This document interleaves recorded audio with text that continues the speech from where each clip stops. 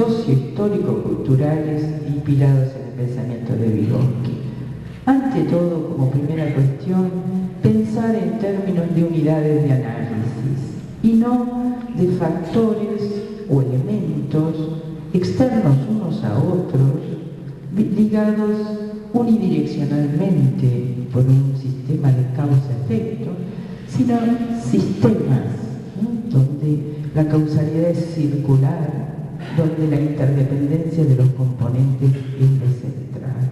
Vygotsky habló de sistemas psicológicos ya en el 30. Luego pensar la adopción de una unidad de análisis para el enfoque de los procesos del aprendizaje y el desarrollo. Otra de las frases, adelante, una de las frases que también estaban allí en las baldosas, para permitirnos soñar con la poesía, la vida, no aísles un único verso, no aísles una única frase, tómala como un todo, ¿no? Algo que evidentemente la ciencia no puede hacer, pero la poesía nos convoca a interpelar a la ciencia con esta idea. La ciencia recorta, pero ¿cómo recortar?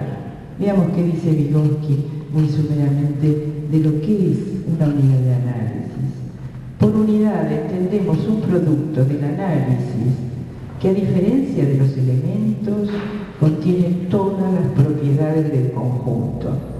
Esas propiedades no se hallan distribuidas uniformemente entre sus partes. No es la fórmula química del agua, sino el estudio de la molécula de agua en movimiento, la clave para la explicación de las propiedades del agua. Ya, como decía, Vygotsky en el 30 hablaba de sistemas psicológicos para entender la complejidad de los problemas. Decía que en el desarrollo histórico de los procesos mentales que son específicamente humanos, lo que cambia no son tanto las funciones, sino los nexos, las relaciones entre ellas, y un sistema es la aparición de nuevas y cambiantes relaciones en las que se sitúan las funciones.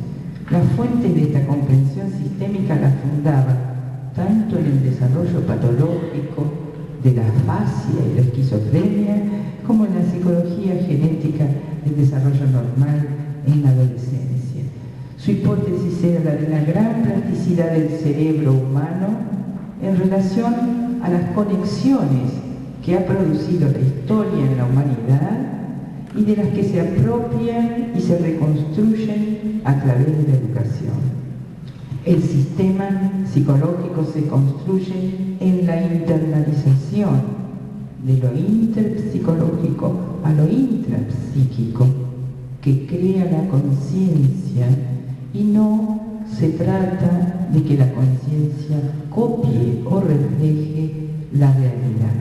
Es entonces en el estudio de los procesos psicológicos superiores que el pensamiento de Vygotsky trae esta cuestión de estudiar el dominio progresivo de instrumentos culturales para la regulación entre las personas en la sociedad y luego sobre uno mismo en el desarrollo personal, como un complejo proceso de mutua apropiación entre sujeto y cultura. Pasemos al que sigue.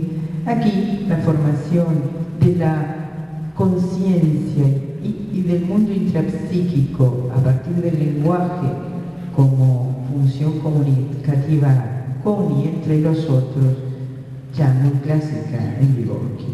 La zona de desarrollo próximo, en la que lo que hoy se realiza con asistencia de alguien, con mayor pericia en el dominio, mañana se realizará con autonomía, nos señala cómo paradójicamente se obtiene autonomía a partir de la asistencia o auxilio. El aprendizaje se convierte en desarrollo, el aprendizaje despierta una serie de procesos evolutivos internos capaces de operar solo cuando el niño está en relación con personas de su entorno y en cooperación con un semejante. La educación es el desarrollo artificial del niño. Para ir a las propiedades, las vamos a tomar a través de un ejemplo. Las propiedades de las unidades de análisis en el estudio del aprendizaje y el desarrollo, ¿no? Volviendo a los sistemas. Anteayer vi una conferencia en el Congreso de Terapia Sistémica de Buenos Aires, se asombraban enormemente que Vygotsky hubiera hablado de sistemas psicológicos en el 30 y de esta manera. Es interesante también como en el mundo contemporáneo, desde distintas líneas, yo nunca tuve que ver con lo sistémico, en realidad como orientación clínica y demás, están produciéndose fluideces para la convergencia, digamos, ¿no? La unidad de análisis entonces hay que pensar en la irreductibilidad de las propiedades del sistema a sus componentes. Si el fracaso escolar tiene que ver con la relación del niño en la escuela, no podemos situarlo solamente en lo que le pasa al niño, ni solamente en lo que le pasa a la escuela. La heterogeneidad y reductibilidad de las propiedades de los componentes. Tampoco, porque haya unidad de análisis, quiere decir que los componentes son homogéneos, ni que el funcionamiento de la unidad está distribuido uniformemente entre sus componentes, ni que no hay reciprocidad. Unos pueden afectar a otros más que los otros a otros, pero hay siempre impacto de lo que va en lo que viene. Esto no quiere decir que no haya asimetrías. Asimetrías las hay, dominios en el proceso que se produce en la unidad también. El funcionamiento distribuido no está exento de conflictos, hay emergencia en la historia, hay incertidumbre en los cursos del desarrollo, hay validez ecológica de la unidad. Un ejemplo de unidad de análisis a propósito de la deserción escolar, un tema por todos conocido, de escuela común, diríamos, sobre todo en escuela media, muy trabajada. ¿Puedo pensar la deserción escolar como un acto de un individuo desde su pura intencionalidad personal, sin producir una fragmentación de su relación con la situación? No se trata de una reducción al individuo con abstracción de la situación. No remite el término a una especie de traición a la patria, deserción escolar, comportamiento mediante el cual alguien se aleja de lo que naturalmente debería ser. Podemos comprender una experiencia de lo que hoy llamamos trayectoria inconclusa, sin atravesar también las intenciones o deseos de los sujetos involucrados. ¿Es solo un movimiento centrífugo el que hace el alumno? ¿O también ese movimiento repercute en otros movimientos de la escuela, de otros sistemas hacia él? ¿Tienen igual peso? ¿Son equiparables los diferentes componentes del sistema para el resultado? ¿Tiene igual peso la intención del niño, la familia, los docentes, el currículum, los directivos, las normas? ¿Está ubicado el sentido de la deserción en uno solo de los componentes o distribuido entre todos? ¿Está uniformemente distribuido? ¿Se puede entender la trayectoria inconclusa como una foto estática en el momento de la interrupción, sin resignificarla en la temporalidad de la historia, sin pensar la historia desde lo individual, lo intersubjetivo, lo institucional, lo sociocultural?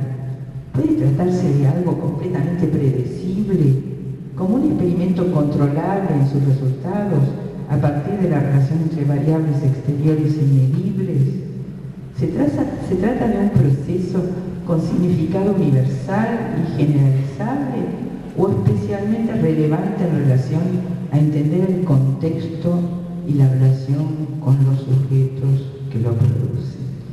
Ilio Engelstrom, pensador sociocultural inspirado en el pensamiento de Vygotsky, nos presenta una idea sobre el aprendizaje expansivo capaz de quebrar el encapsulamiento del aprendizaje escolar tradicional, incluyendo, además de los textos y los componentes del dispositivo escolar, un contexto de crítica, ¿no?, al propio dispositivo un contexto de descubrimiento de los conocimientos y un contexto de práctica social en el que puedan genuinamente soltarse esos conocimientos construidos. Y nos dice, quienes aprenden deben tener una oportunidad para implementar en la práctica y diseñarla una salida, un nuevo modelo, una nueva manera de hacer el trabajo escolar. Deben aprender algo que en realidad no está todavía allí. Ellos alcanzan